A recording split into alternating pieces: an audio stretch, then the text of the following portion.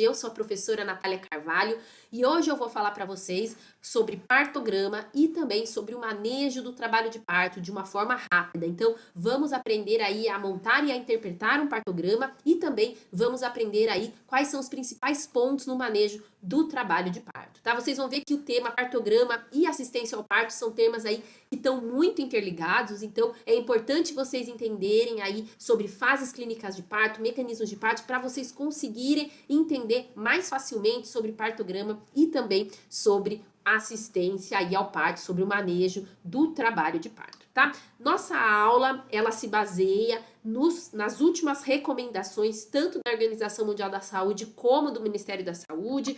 A última recomendação sobre assistência ao parto da Organização Mundial da Saúde é de 2018 e do Ministério da Saúde de 2022. Quais que são os objetivos aí dessas recomendações? Que a mulher tenha um trabalho de parto espontâneo, com feto saudável e o parto o mais próximo possível de um parto fisiológico, de um parto eutóxico. Então, as recomendações da Organização Mundial da Saúde e do Ministério da Saúde, elas colocam aí as condutas recomendadas e as condutas não recomendadas para uma assistência ao parto, e a gente vai ver ao longo dessa aula essas condutas. Primeira coisa que a gente precisa entender é quando que a gente faz o diagnóstico aí de trabalho de parto. Muitas vezes é difícil a gente identificar se aquela mulher ela tá realmente em trabalho de parto, mas para a gente aí suspeitar de trabalho de parto, a gente precisa ter contrações dolorosas que levem à modificação do colo uterino. Então, para ser trabalho de parto, as contrações elas têm que ser dolorosas, elas têm que ser rítmicas e elas precisam modificar o colo uterino, tanto afinar o colo uterino, esvaecer o colo uterino, como dilatar o colo uterino. Então, para ser trabalho de parto, a gente precisa ter contrações e precisa ter modificação do colo uterino. Então, contrações rítmicas e dolorosas de 3 a 4 contrações em 10 minutos, com dilatação de colo, esvaecimento do colo. Então, a gente espera aí para a gente pensar no diagnóstico de trabalho de parto, a gente tem que ter aí em torno de 3 a 4 centímetros de dilatação, um colo fino, medianizado, aí a gente tem uma segurança maior que aquela mulher está em trabalho de parto. Se a gente tem uma mulher que ela ainda não está com contrações tão efetivas, se o colo ainda não foi tão modificado, a gente pode suspeitar de um trabalho de parto e aí a gente vai deixar essa mulher em observação para ver se realmente é um trabalho de parto ou ainda se são pródromos ou se ela ainda está numa fase aí prévia, né, muito inicial aí do trabalho de parto, ok? Então, para ser trabalho de parto, lembrem-se, contrações que modificam o colo uterino. E aí, a gente entra nas fases clínicas do parto. Então, as fases clínicas do parto são divididas em 4 e é importantíssimo que vocês tenham em mente direitinho essas 4 fases clínicas do parto, porque vocês vão ver que toda assistência ao parto e também toda a interpretação do partograma depende de vocês entenderem cada fase clínica do parto. Então, nós temos 4 fases clínicas do parto. A primeira fase é a fase da dilatação. Então, essa fase da clínica do parto, ela vai desde o início da dilatação até a dilatação total. Então, é o primeiro período ou primeira fase do trabalho de parto, que é a fase da dilatação, que vai do início da dilatação até a dilatação total. Então, a gente faz aí o diagnóstico de trabalho de parto, né, desde o início da dilatação até a dilatação total. A gente chama aí de fase de dilatação. Depois da dilatação total, a gente entra no período expulsivo, no segundo período do trabalho de parto, que vai da dilatação total até o nascimento do concepto. Na grande maioria das vezes, com a dilatação total, vem os puxos. Então, se a gente tem dilatação total e puxos, a gente tem uma certeza maior aí que essa mulher tá no período expulsivo, puxos espontâneos. Então, a gente fez o diagnóstico de dilatação total, a partir daí, com puxos, essa mulher aí, ela entra aí no período expulsivo e a gente termina o período expulsivo com o nascimento do concepto. E aí a gente entra no terceiro período do parto, ou terceira fase do parto, que é a fase da dequitação. A dequitação, ela começa no nascimento do concepto até a saída total da placenta. Então, o terceiro período ou a terceira fase do trabalho de parto é a fase da dequitação. E por último, a gente entra no quarto período do parto, que é a primeira hora após a dequitação da placenta. A gente chama esse quarto período também de período de Greenberg, né? Esse quarto período do parto que já entra aí no puerpério, ele também entra nas fases clínicas do parto. Por quê? Porque é nesse quarto período em que a gente tem o maior risco de hemorragia pós-parto. Então, se manteve essa primeira hora após a dequitação da placenta dentro aí das fases clínicas do parto para que a mulher tenha uma atenção maior aí nessa primeira hora após a dequitação da placenta. Bom, hoje na assistência ao parto a gente vai falar principalmente da primeira fase e da segunda fase clínica do parto, então do período de dilatação e do período expulsivo do trabalho de parto, tá?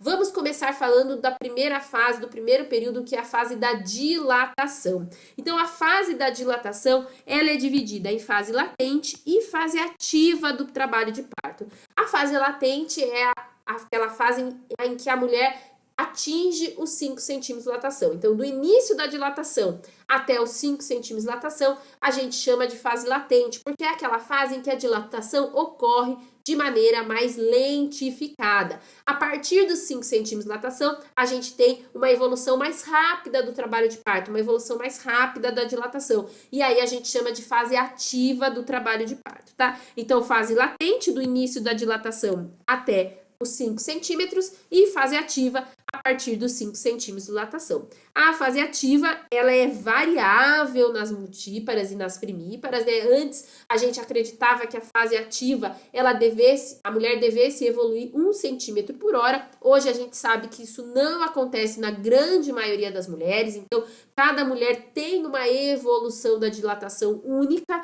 E a gente vê que, em média, uma primípara, ela demora em torno de 12 horas na fase ativa do trabalho de parto. Então, dos 5 centímetros de dilatação até a dilatação total. Então, espera-se que a mulher dilate 1 a 2 centímetros a cada 2 a 4 horas. Então, isso que é o esperado, segundo aí as recomendações contemporâneas de assistência ao parto. Então, a gente tinha as recomendações antigas, que era antes de 2018, em que se achava que a mulher tinha que dilatar 1 centímetro por hora. Hoje já sabe que isso não é a realidade, isso não é o fisiológico. Então, o fisiológico é que cada mulher na fase ativa tenha uma dilatação diferente e espera-se que a mulher dilate em torno de 1 a 2 centímetros a cada 2 a 4 horas, tá? Então, a gente não fica mais preocupado que a mulher dilate 1 centímetro por hora, porque a gente viu em estudos que isso não é o fisiológico, ok? E durante a primeira fase do trabalho de parto, né, o que a gente deve fazer, qual que é o tipo de assistência que essa gestante deve receber?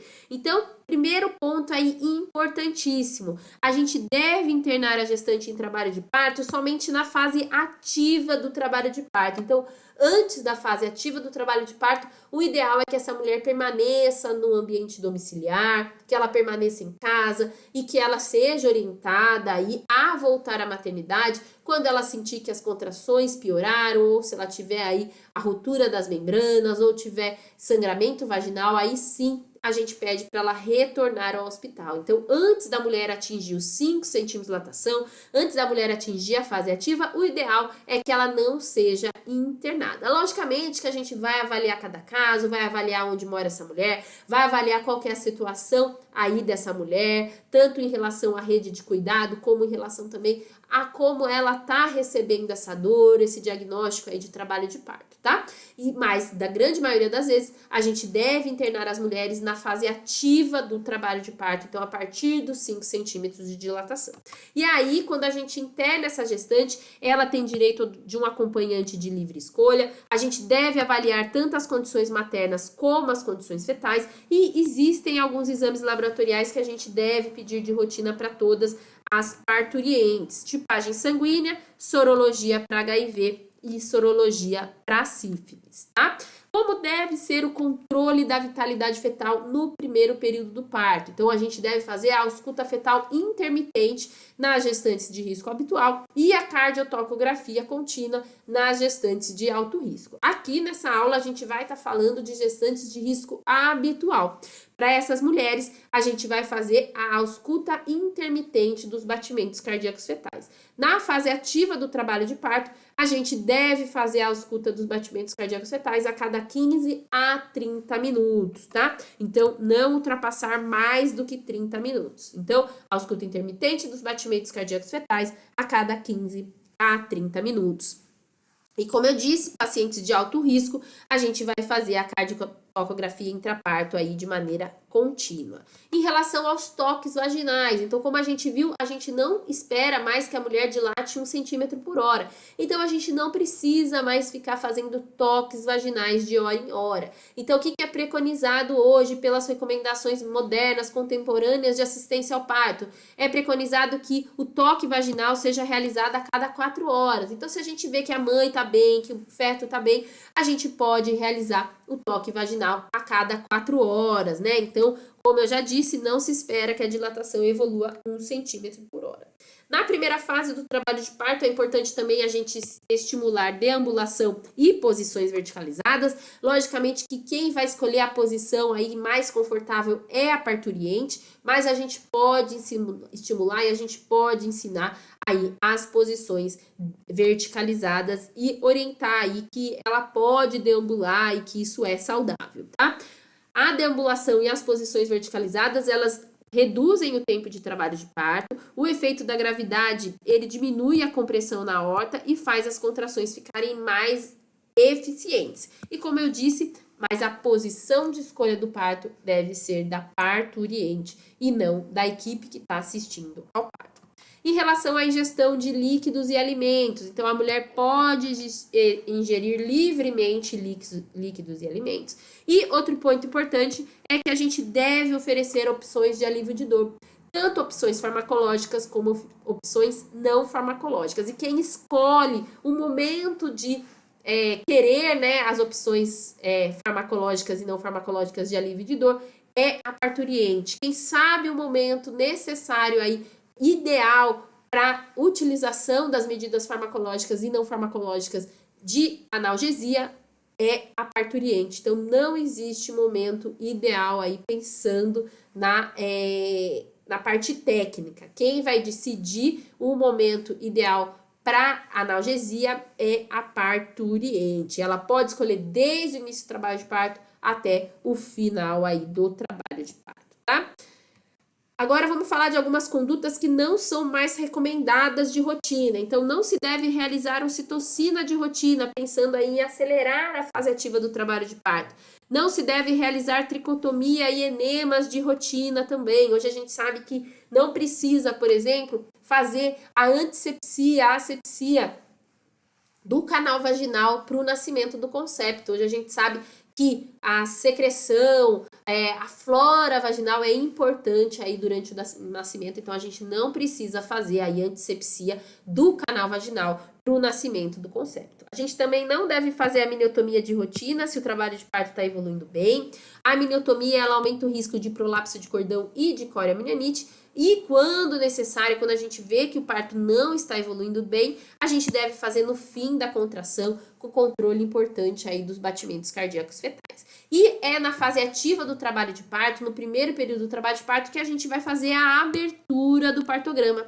A abertura do partograma, ela deve ser feita, então, na fase ativa do trabalho de parto, então, a partir aí dos 5 centímetros de dilatação, tá? O partograma é uma representação gráfica do trabalho de parto, onde a gente consegue avaliar de maneira mais rápida se esse trabalho de parto está evoluindo de maneira fisiológica ou não, tá? Então, a gente tem alguns tipos de partograma. O partograma que a gente usa hoje na prática clínica do Brasil é o partograma da Organização Mundial da Saúde de 2018.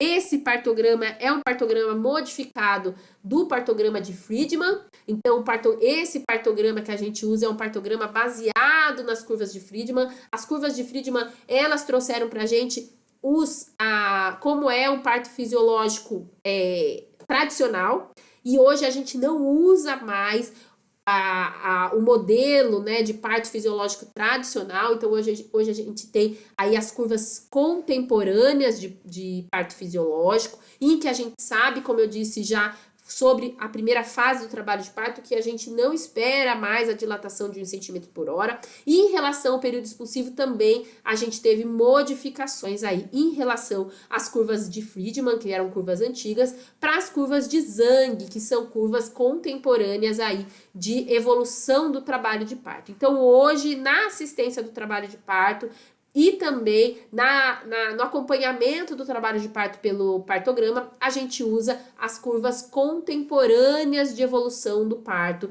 que são diferentes das curvas antigas aí que eram utilizadas baseado aí nos gráficos de Friedman. Então hoje a gente se baseia muito mais aí nos gráficos de Zhang e também em outros gráficos de curva aí contemporâneas de assistência ao parto. Existe um novo partograma da Organização Mundial da Saúde, que é o partograma de 2021, que é um partograma totalmente novo, né, em que ele é totalmente diferente do partograma de Friedman modificado, mas esse partograma ainda não foi validado para o português e a gente não utiliza ainda ele na prática clínica obstétrica, porque a gente não tem a validação dele aí para o nosso idioma, tá? Mas futuramente tem grande chance aí de a gente passar a usar o partograma da Organização Mundial da Saúde de 2021, que é um partograma aí que está muito mais alinhado com a evolução fisiológica contemporânea do trabalho de parto, tá?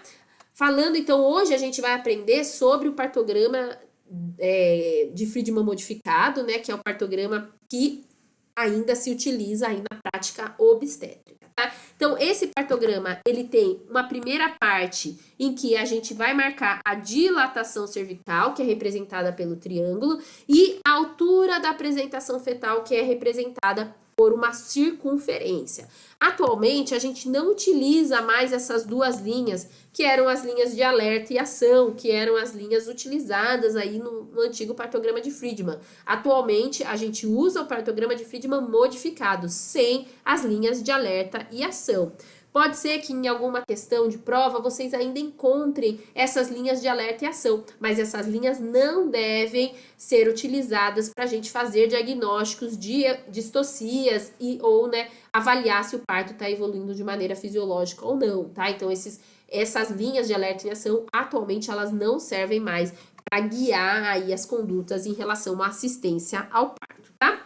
Nessa segunda parte do partograma, a gente vai marcar a frequência dos batimentos cardíacos fetais, lembrando então que a gente já aprendeu que na primeira fase do trabalho de parto a gente deve escutar os batimentos cardíacos fetais a cada 15 a 30 minutos. Essa terceira parte aqui a gente vai marcar a dinâmica uterina, as contrações. Então, quando a gente tiver um quadradinho cheio que a gente tem contrações fortes, que duram aí mais do que 40 segundos, metade de um quadradinho, contrações aí moderadas de 20 a 39 segundos, e quando a gente tiver um quadradinho vazio, né, a gente tem contrações aí que duram de 1 a 19 segundos, ok? E nessa quarta parte aqui a gente marca como que tá a bolsa, se ela tá íntegra, se ela foi rota, se ela foi rotativamente, se ela foi rota espontaneamente, como é a cor do líquido amniótico, se a paciente está fazendo uso de ocitocina, se ela está fazendo algum outro uso de alguma outra medicação, por exemplo, uma penicilina,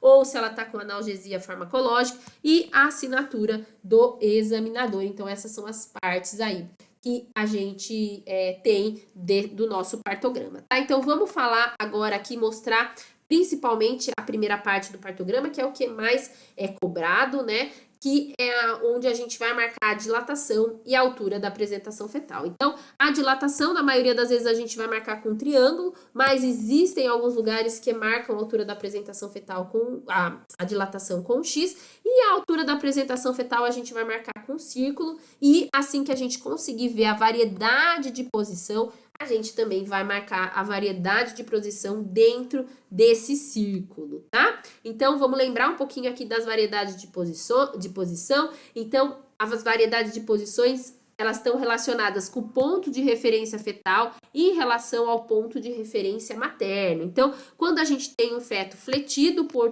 ponto de referência fetal é o lambda, defletida de primeiro grau, ponto de referência é o bregma, defletida de segundo grau, ponto de referência é a glabela ou a asa do nariz, defletida de terceiro grau, o ponto de referência é o mento. Então, a gente vai colocar o ponto de referência fetal em relação ao ponto de referência materno. Então, se o ponto de referência fetal tiver à esquerda e anterior da gestante, e for uma paciente que está numa variedade de posição fletida, então a gente usa a letra O, então é numa occipito esquerda anterior. Se o lambda tiver mais próximo da região transversa da pelve à esquerda, é uma occipito esquerda transversa. Se tiver mais próximo da região esquerda posterior, occipito esquerda posterior, e por assim vai. Então, quando a gente vai colocar a altura da apresentação no partograma,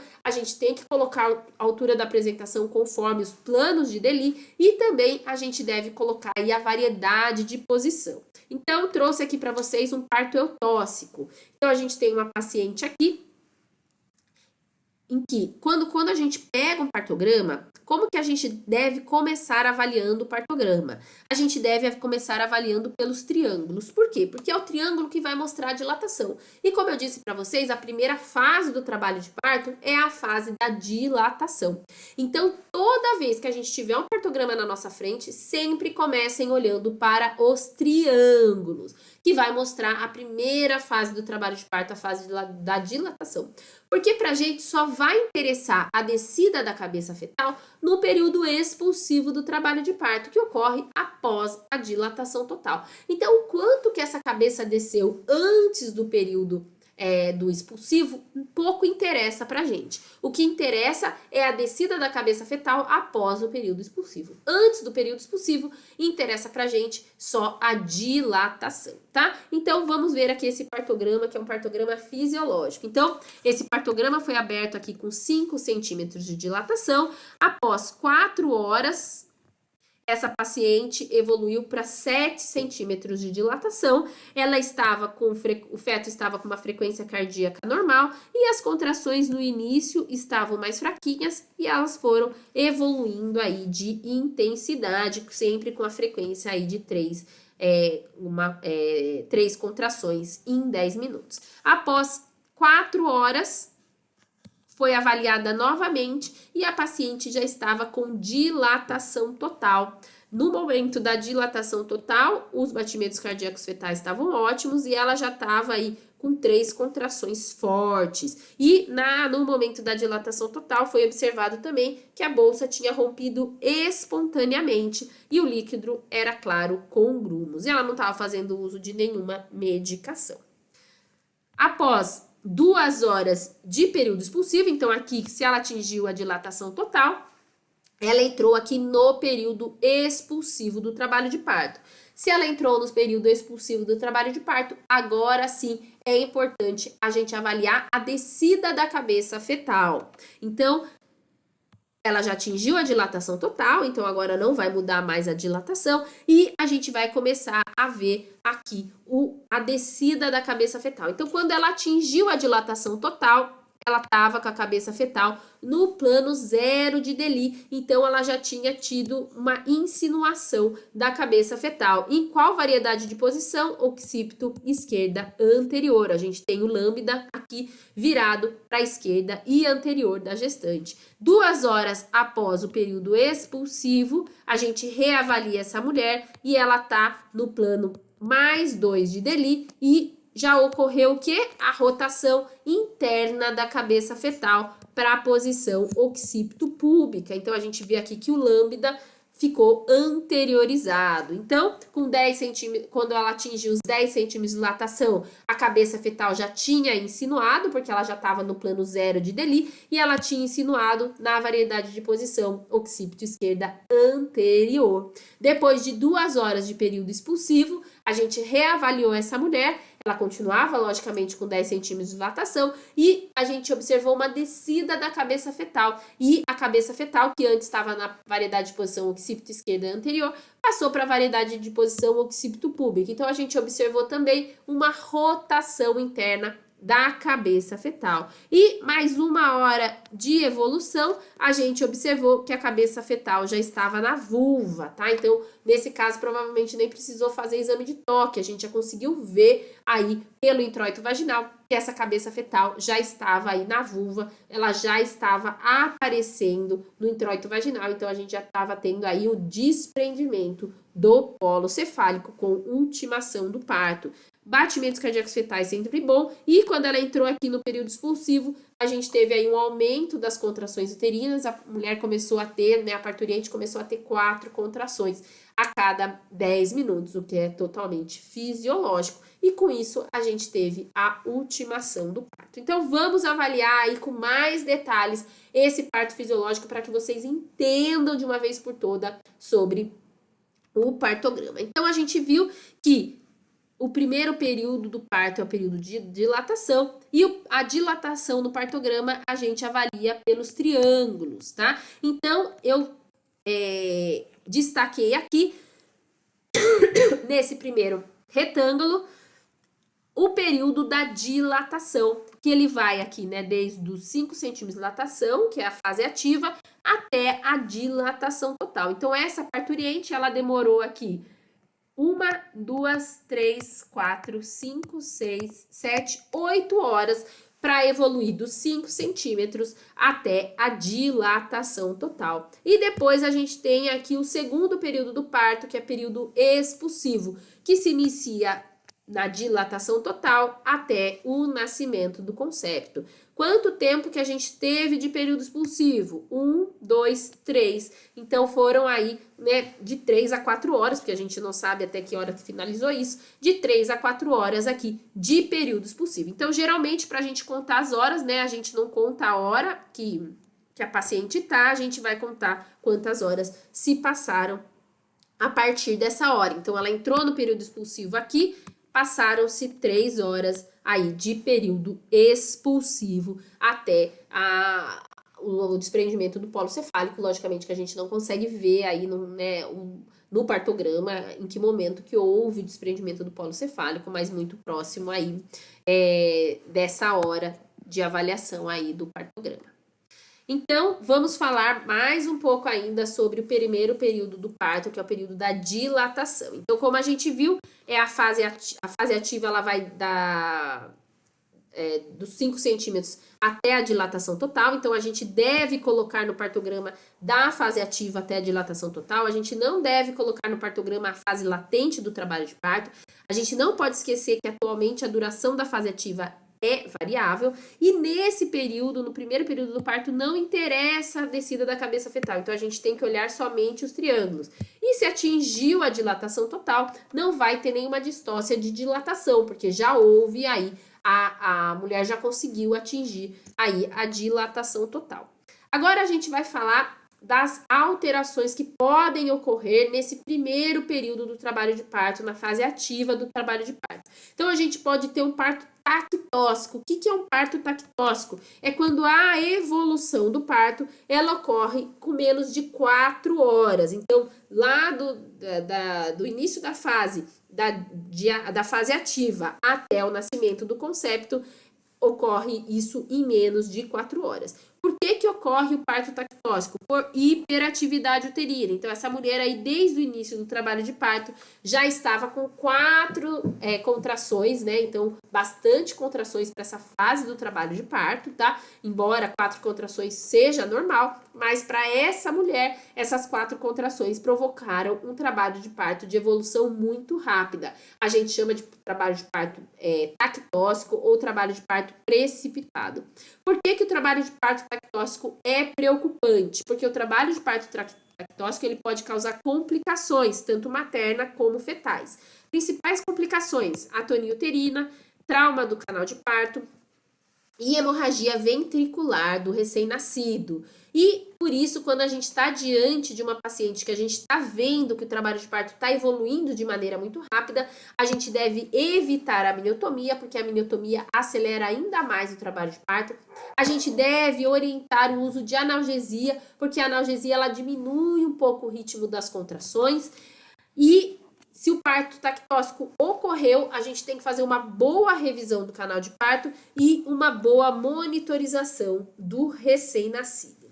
Agora vamos falar quando a gente tem aí uma fase ativa mais demorada, né? Como que a gente vê isso no partograma? Então, para a gente dizer que a gente tem uma fase ativa prolongada, a mulher ela tem que ter pelo menos 6 centímetros de dilatação, porque antes dos 6 centímetros de dilatação, a gente está aí, né, dos 5 aos 6 centímetros de dilatação, é muito início da fase ativa, então a gente ainda pode estar aí nessa transição da fase latente para a fase ativa, tá? Então, para a gente dizer que a fase ativa é prolongada, segundo as recomendações modernas aí de evolução do trabalho de parto, a mulher tem que ter pelo menos 6 centímetros de dilatação e a dilatação tem que estar ocorrendo com menos de 1 a 2 centímetros em 2 a 4 horas. Então, se a gente tem uma mulher que está dilatando menos de 1 a 2 centímetros em 2 a 4 horas, então vocês viram que é muito variável, né? Porque tem aquela mulher que ela vai dilatar 1 centímetro a cada 4 horas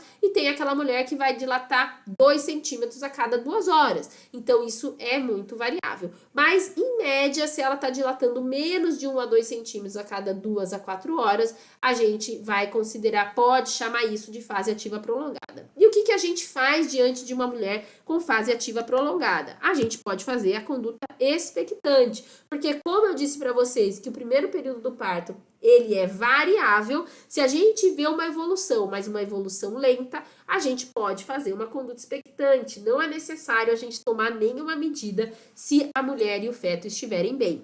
Mas, diante de fase ativa prolongada, a gente também está autorizado a tomar alguma medida aí para acelerar um pouco essa fase ativa do trabalho de parto. Então, a gente pode fazer uso da ocitocina, se a gente observar que as contrações elas estão mais fracas ou irregulares, e a gente pode fazer uso da amniotomia. Então, a gente pode levar aí uma ruptura ativa das membranas fetais para acelerar aí esse trabalho de parto. Então, olha aqui essa paciente. Então, foi aberto o partograma com 5 centímetros de dilatação. Depois de 4 horas, ela estava com 6 centímetros de dilatação. Aí, nesse momento, como ela teve uma evolução de 1 centímetro em 4 horas, foi optado pela introdução da ocitocina. Após 4 horas, ela evoluiu aí 2 centímetros. Nesse momento, foi optado por realizar a ruptura das membranas fetais. O líquido era claro, com a ruptura das membranas fetais houve um aumento das contrações uterinas e após 4 horas ela conseguiu atingir aí a dilatação total, entrando no período expulsivo de assistência ao parto. Então a gente tem aqui uma fase ativa prolongada que hoje a gente não considera aí uma distocia de parto. Então, a gente não considera uma patologia, porque, como a gente viu, o primeiro período do trabalho de parto é um período que é muito variável. E parada secundária da dilatação, aí sim é um diagnóstico de distocia. Quando que a gente vai considerar que uma mulher teve parada secundária da dilatação? Como eu disse para vocês, sempre que a gente está diante de um partograma, a gente sempre começa vendo os triângulos. A gente só vai ver os círculos depois que essa mulher atingir a dilatação total. Então, olha esse partograma aqui. A gente abriu o partograma com 5 centímetros de dilatação. Depois de 4 horas, ela foi para 6 centímetros de dilatação. E depois de mais 4 horas, ela foi aí para 7 centímetros de dilatação. Nesse momento, como a gente estava tendo aqui uma fase ativa prolongada, foi optado por entrar com ocitocina. A gente avaliou essa mulher após 2 horas de ocitocina e a dilatação continuava a mesma. E aqui, nesse momento, foi optado por realizar a ruptura das membranas. Manteve a ocitocina e realizou a ruptura das membranas. Após 1 hora de ruptura das membranas, com dilatação forte e efetiva, a dilatação se manteve em 7 centímetros. Avaliamos mais 1 hora com bolsa rota, ocitocina e contrações efetivas e a paciente se manteve com 7 centímetros de dilatação. Então, a paciente, ela tá há 4 horas com 7 centímetros de dilatação, com uso de ocitocina, rotura das membranas e contrações uterinas efetivas. Tá? Então, quando que a gente vai considerar uma parada secundária da dilatação? A mulher tem que ter pelo menos 6 centímetros de dilatação, tem que ter ocorrido já a ruptura das membranas fetais e uma das seguintes condições: ausência de alteração cervical após 4 horas de atividade uterina adequada. Então, essa mulher teve aqui 4 horas de atividade uterina adequada sem mudança da dilatação cervical, ou ausência de alteração cervical por mais de 6 horas de administração de ocitocina com atividade uterina inadequada. Então, atividade uterina adequada, 4 horas de observação, pode ou não estar em uso de ocitocina, mas o importante é que a atividade uterina esteja adequada e rotura das membranas é obrigatório. Ou 6 horas de avaliação com o uso de ocitocina e atividade uterina inadequada, a gente considera parada secundária da dilatação. Quando a gente tem uma real parada secundária da dilatação, seguindo todos esses critérios, a conduta é cesariana. Então, a gente não vai por ocitocina porque essa mulher, ela já tá com as contrações efetivas e na maioria das vezes já tá usando ocitocina. A gente não vai fazer a amniotomia porque essa mulher já tem a ruptura das membranas. E essa mulher, não adianta a gente mudar ela de posição, por exemplo, né, como medida, porque essa mulher já foram feitas aí todas as outras medidas e ela se manteve com a mesma dilatação. Então, quando a gente tem uma verdadeira parada secundária da dilatação, a gente está diante de uma desproporção cefalopélvica, uma desproporção, grande maioria das vezes, de estreito superior, que esse feto ele não consegue insinuar e por isso a gente não consegue ter aí a evolução da dilatação, porque a dilatação, ela consegue evoluir conforme a cabeça fetal vai também ali comprimindo o colo uterino, tá? Então, quando a gente tem uma real parada secundária da dilatação, a conduta é cesariana por conta de uma desproporção cefalopélvica. Então, para a gente ter o diagnóstico de desproporção cefalopélvica, a gente tem que ter o diagnóstico correto de parada secundária da dilatação, as contrações têm que ser efetivas, a paciente já tem que estar usando ocitocina e já tem que estar com ruptura das membranas. Então, precisa ter pelo menos 4 horas de avaliação aí com atividade uterina adequada e ruptura das membranas, ou 6 horas com atividade uterina inadequada em uso de ocitocina e rotura das membranas. Aí a gente vai considerar uma parada secundária da dilatação por desproporção cefalopélvica, tá? Agora vamos falar do segundo período de assistência ao parto, que é o período expulsivo, que vai da dilatação completa com puxos espontâneos até o nascimento do concepto. A gente tinha antigamente um limite de período expulsivo que era menor, né, conforme as curvas de Friedman. Atualmente, os limites de período expulsivo, eles seguem as novas curvas da Organização Mundial da Saúde e a gente chama esses novos períodos aí de períodos contemporâneos aí de um trabalho de parto fisiológico, tá? Então, o tempo limite hoje de observação do período expulsivo depende da paridade da paciente e se ela tá ou não com analgesia. Então, em primíparas, sem analgesia, o tempo limite do período expulsivo é de 3 horas, com analgesia de 4 horas. E em multíparas, o período limite sem analgesia é de 2 horas e com analgesia de 3 horas. Então, a gente aumenta aí mais 1 hora para paciente sem analgesia ou com analgesia, tá? E aí, como deve ser a assistência ao parto nesse segundo período do trabalho de parto? Deve ser feita também a ausculta intermitente dos batimentos cardíacos fetais, só que no período expulsivo A ausculta dos batimentos cardíacos fetais deve ser feita a cada 5 a 15 minutos, tá? Então não deve ultrapassar 15 minutos, 5, 10, 15 minutos são aceitos, tá? Então não pode ser a cada 30 minutos como na primeira fase do trabalho de parto, tem que ser a cada 15 minutos pelo menos, tá? A ausculta ela pode ser intermitente se a paciente aí é uma paciente de risco habitual.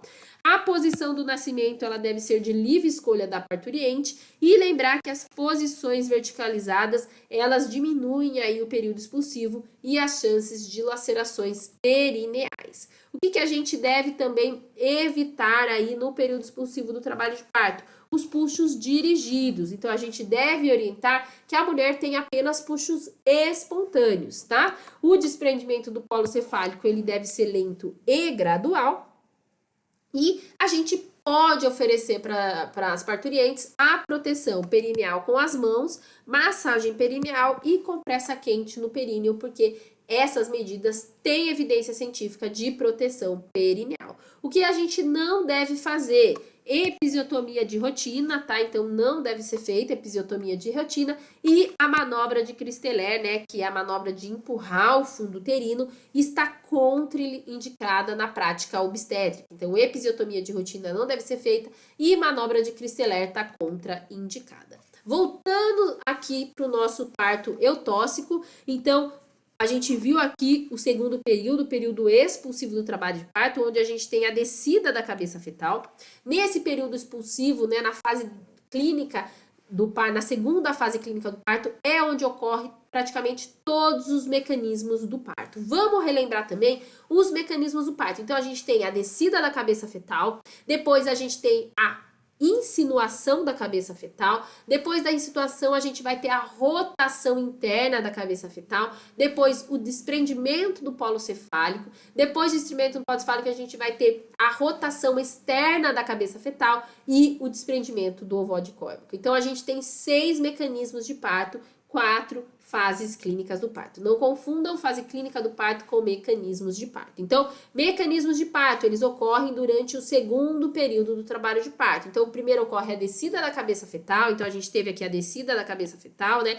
Na verdade, a descida da cabeça fetal acontece um pouquinho antes aí do período expulsivo. Depois a gente tem a insinuação da cabeça fetal, que é quando a cabeça fetal atinge o plano zero de Deli. Depois a gente tem a rotação interna da cabeça fetal, o desprendimento do polo cefálico com o feto aí, na maioria das vezes, na variedade de posição antero-posterior, né, ou occipito púbica ou occipito sacra, mas muito mais comum occipito púbica. Depois do desprendimento do ovoide córnico, a gente tem a rotação externa da cabeça fetal, em que a cabeça fetal volta para a posição anterior à rotação interna. E, por último, a gente tem aí o desprendimento do ovoide córnico. Então, o segundo período do parto, o período expulsivo, ele vai da dilatação total até o nascimento. Então, já ocorreu a dilatação total e aí, a partir daí, a gente vai olhar somente os círculos. A gente tem que avaliar a descida da apresentação, a variedade de posição e também a rotação interna da cabeça fetal. Então, a paciente atingiu os 10 centímetros de dilatação, ela entrou no período expulsivo do trabalho de parto. Então, a gente viu aqui que nessa primeira hora do período expulsivo, a paciente atingiu aí a insinuação da cabeça fetal. Depois de 2 horas, houve a rotação interna para a posição occipito púbica. Então, a gente teve uma rotação aqui de 45 graus no sentido anti-horário. Né? Então, a gente teve essa rotação interna no sentido anti-horário. E o feto atingiu aí a variedade de posição occipito púbica. E passou 1 hora, houve a descida da cabeça fetal e começou aí o desprendimento do polo cefálico, tá? E aí a gente tem algumas distocias relacionadas ao segundo período do trabalho de parto. A gente tem o período pélvico prolongado ou período expulsivo prolongado e a parada secundária da descida da cabeça fetal. Então, quando que a gente vai considerar um período pélvico prolongado? Quando a descida da cabeça fetal for lenta, né, após a dilatação, prolongando o período expulsivo. Quando que a gente considera um período expulsivo prolongado? Nas pacientes analgesiadas, quando tem mais de 3 horas em multípara e mais de 4 horas em primípara, e sem analgesia, mais de 2 horas em multípara e mais de 3 horas em primípara. Quais que são as causas? Pode ser por hipoatividade uterina, pode ser pelo tamanho do feto, pela variedade de posição fetal, que não houve ainda rotação interna, e um aciclitismo persistente. Aí, quais são as condutas? A gente pode colocar ocitocina, se a gente tiver aí o diagnóstico de hipoatividade uterina, pode realizar a rotação manual da cabeça fetal, aí se esse feto ainda não conseguiu fazer a rotação interna, pode utilizar um fórceps ou um vácuo estator, e por último aí, se não tiver resposta, né, evolução do parto, ir para cesariana, tá? Parada secundária da descida. Para ser parada secundária da descida, a gente tem que ter ausência da descida ou rotação com contrações uterinas adequada e ruptura das membranas e dilatação total. Então, vamos ver esse partograma aqui, olha só. Então, a gente teve uma paciente que iniciou aí o partograma com 5 centímetros de dilatação, depois de 4 horas evoluiu para 7 centímetros de dilatação e depois de mais 4 horas para dilatação total. Depois, então, aqui ela entrou no período expulsivo do trabalho de parto. Nesse momento, né, ela estava na cabeça fetal em occipito esquerda transversa, no plano 0 de Deli. Então, conseguiu insinuar, mas insinuou aí numa variedade de posição occipito esquerda transversa. Passado 2 horas de assistência ao período expulsivo, essa paciente se manteve aí com a cabeça fetal no plano 0 de Deli e na variedade de posição occipito esquerda transversa. Passou mais 1 hora de avaliação, mesma altura da apresentação fetal e mesma variedade de posição. Mais 1 hora, mesma altura da apresentação fetal, mesma variedade de posição. Então, e essa paciente, ela já estava com bolsa rota, contrações bem efetivas, olha, 4 contrações em 10 minutos, bolsa rota, e já estava analgesiada. Então, a gente tem aqui 1, 2, 3, 4 horas de período expulsivo com a mesma, com a cabeça fetal no mesmo plano, né, no plano 0 de Deli. Então, a gente teve ausência da descida da cabeça fetal, não teve rotação interna também, as membranas já estão rotas, a paciente está com contrações bem efetivas, tá? E a gente teve aí ausência de evolução da descida da cabeça fetal por 4 horas, tá? Então, a gente considera ausência da descida da cabeça fetal por mais de 3 horas em nulíparas ou mais de 2 horas em multíparas, e quando a gente faz analgesia, a gente acrescenta mais 1 hora. Então, essa paciente, ela é uma primigesta, ela tá com analgesia, então ela já tem 4 horas de período expulsivo, então a gente vai considerar que com a cabeça fetal na mesma altura, então a gente vai considerar uma parada secundária da descida. A parada secundária da descida, na grande maioria das vezes, é por desproporção cefalopélvica e a conduta é cesariana. Quando a gente tem uma parada secundária da descida com a cabeça fetal mais baixa, então no estreito médio ou no estreito inferior, a gente observa que não houve a rotação interna, aí é distócia de rotação e a conduta é parto instrumental ou rotação manual da cabeça fetal. E aí, se a gente não tiver uma resposta, aí sim vai para cesariana, tá? E assistência ao terceiro período, aí para a gente finalizar essa aula. Então, o terceiro período, como eu disse, é o período da dectação, que vai do nascimento do concepto até a expulsão total da placenta. Qual que é a principal medida na assistência ao terceiro período do trabalho de parto? A principal medida é o uso universal de ocitocina, 10 unidades intramuscular após o nascimento. Essa é a medicação de primeira escolha para a prevenção de hemorragia pós-parto e é a principal medida aí durante o período de dectação do trabalho de parto, tá? Então, a gente vai fazer ocitocina 10 unidades intramuscular profilática. Além disso, a gente vai fazer a tração controlada do cordão umbilical. Vamos também fazer a avaliação sistemática da placenta, assim que tiver aí o desprendimento da placenta, e a revisão sistemática também do canal de parto. A gente deve orientar no terceiro período o contato pele a pele e o clampeamento tardio do cordão umbilical, de preferência esperar esse cordão parar de bater para a gente clampear ou esperar pelo menos 1 minuto aí para a gente clampear esse cordão. No terceiro período, a gente pode ter a retenção placentária, que é quando a declitação não ocorre após 30 minutos da saída do concepto. Então, a maioria das placentas, elas saem espontaneamente após 10 minutos do nascimento do concepto. Se a gente tiver uma placenta que passou 30 minutos e não houve dequitação, a gente vai chamar de retenção placentária.